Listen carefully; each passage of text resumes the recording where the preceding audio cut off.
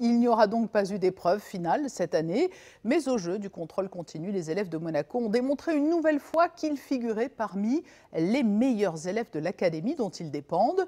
Les taux de réussite frôlent la perfection dans un contexte qui n'était pas évident. Isabelle Bonal, bonsoir. Bonsoir. Les traditionnelles scènes de joie ou de pleurs ont laissé la place cette année à un peu plus de sérénité à l'annonce des résultats du bac.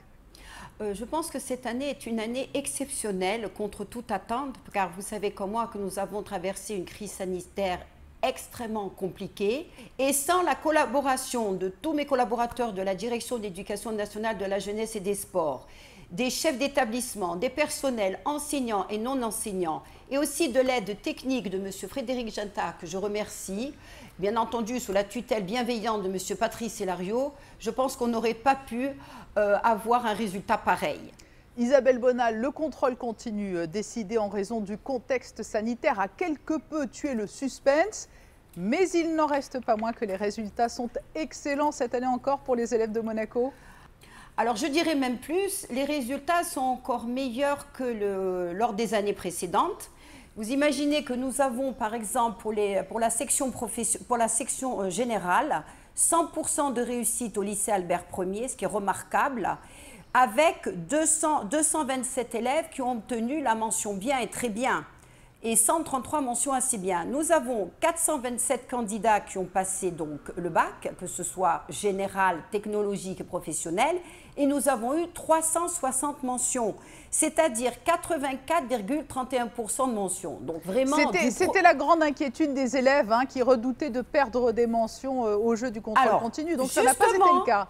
Eh ben justement, absolument, on dit toujours que soi-disant les professeurs de Monaco sont sévères, eh ben, il s'est avéré qu'ils n'étaient pas du tout sévères et que finalement ils ont obtenu encore de meilleures notes avec leurs professeurs. Bien sûr, on a à peu près 10 mentions très bien supplémentaires cette année. Ils ont travaillé non-stop du matin au soir et je voudrais vraiment leur rendre un vibrant hommage. Bien entendu, je veux aussi féliciter les élèves. 100% donc dans la filière générale au lycée Albert Ier, la filière technologique. Alors 100% aussi au lycée François d'Assise Nicolas Barré. Ça aussi, il faut quand même. Donc s'il y a de formidable, c'est que dans le lycée public et le lycée privé sous contrat, nous avons la même qualité d'enseignement et des résultats tout aussi exceptionnels. Donc pour ce qui est de la série technologique, nous avons 98,15% des élèves du lycée Albert Ier, du lycée technique hôtelier de Monaco, qui ont réussi leurs examens, dont 42 avec mention, soit 77,78%. Donc là encore, je dois dire que du premier coup, c'est formidable. Nous avons eu 33 mentions très bien et bien. C'est tout à fait remarquable pour cette série technologique qui n'est pas facile. Pour les élèves de terminale, enfin, la filière professionnelle, Isabelle Bonal. Alors là aussi, la série professionnelle obtient de très bons résultats avec un taux de réussite de 98,91% pour les secteurs hôteliers, industriels et tertiaires, avec 74 mentions, c'est-à-dire 80,43% de mentions. Il faut associer à cette très belle réussite des élèves de terminale les élèves de BTS. Alors là, on est sur du bac+2, mais cela se passe et se travaille tout au long de l'année au lycée. Alors là aussi, vraiment, je suis ravie. Nous avons 100% de réussite pour les 2 BTS au lycée Albert Ier et aussi pour les 2 BTS du lycée technique hôtelier de Monaco. C'est-à-dire que nous avons 40 élèves qui, cette année, seront admis en classe de BTS. Donc vraiment, je dois dire que franchement, je ne m'attendais pas à un tel succès.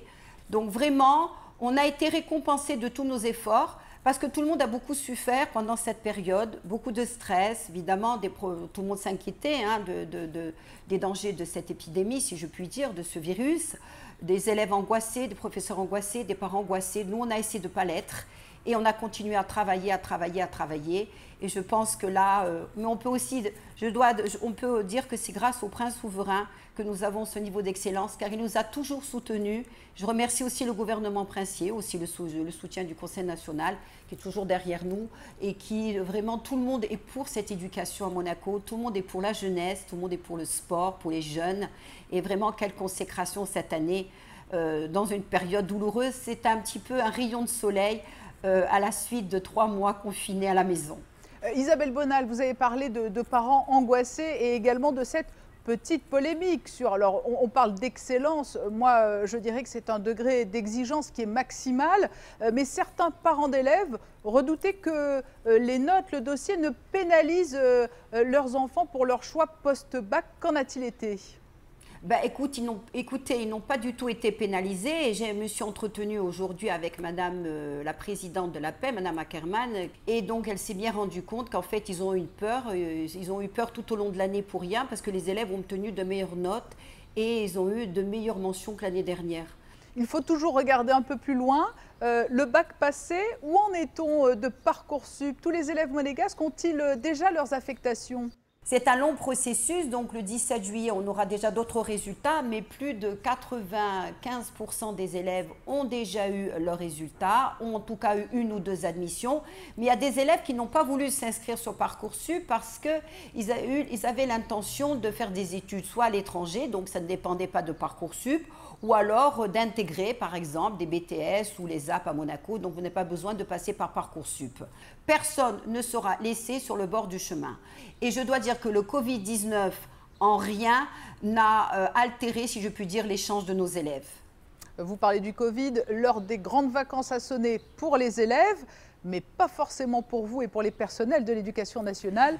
Sur quel scénario travaillez-vous pour la rentrée 2020-2021, Isabelle Bonal? D'après ce que nous savons, de ce que dit le gouvernement princier, nous allons faire une rentrée normale, mais il est évident, c'est-à-dire traditionnelle, c'est-à-dire en présentiel. Comme je l'ai déjà dit, les élèves préfèrent le présentiel, les professeurs aussi.